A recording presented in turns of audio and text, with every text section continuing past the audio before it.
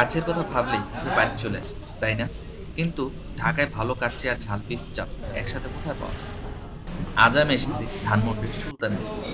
ঝরঝরে কাচ্চি, নরম মাংস আর এমন ঝাল বিফ চাপ যেটা এক কামড়ে বোঝা যায় চাপটা কতটা সফট আর ঝাল।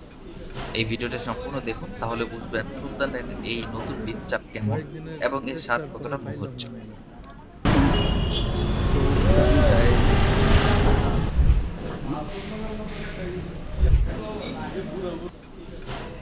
কাচ্চির জন্য বিখ্যাত সুলতান ডাইন, আর আজ আমরা চলে এসেছি ধানমন্ডির সুলতান ডাইন ব্রাঞ্চে।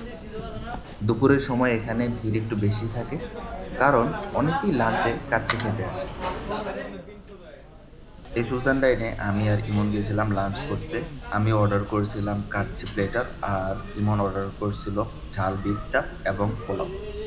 তো কাচ্চি প্লেটারটা দুজনের জন্য যথেষ্ট। তো আমরা দুজন কাচ্চি প্লেটারটা শেয়ার করতেছি। আমি আলু দিয়ে শুরু করলাম। ওদের আলুটা খুবই সফট অ্যান্ড জুসি হয়, প্লাস ওদের যে মাটনের পিসটা সেটাও অনেক নরম হয়। অন্যান্য জায়গার মধ্যে এই জিনিসটা পাওয়া যায় না। কম্বিনেশন যে পারফেক্ট একটা কম্বিনেশন, সেই কম্বিনেশনটা অন্য কোনো কাচ্চির মধ্যে ততটা হয় না যতটা সুলতান ডাইনের কাচ্চিতে হয়। সে কারণে এই সুলতান ডাইনটা আমার মতো কাচ্চি খাদকদের একটি ফেভারিট প্লেস। এখানে তৃপ্তির সহিত আমরা খেতে পারি।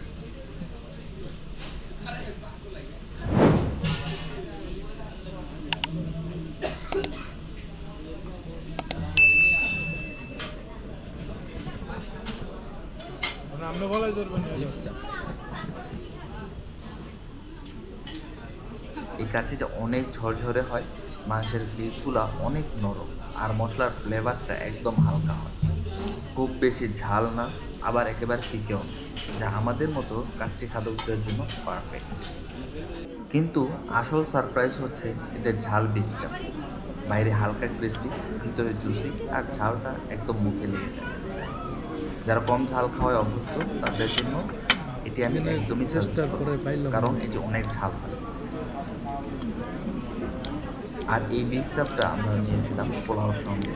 ওদের এখানে প্লেন পোলাও পাওয়া যায়, প্রচুর ঝাল। তো সেটার সঙ্গে আমরা এই বিফ চাপটা খেয়েছি। খুবই সুস্বাদু ছিল আর অনেক ঝাল।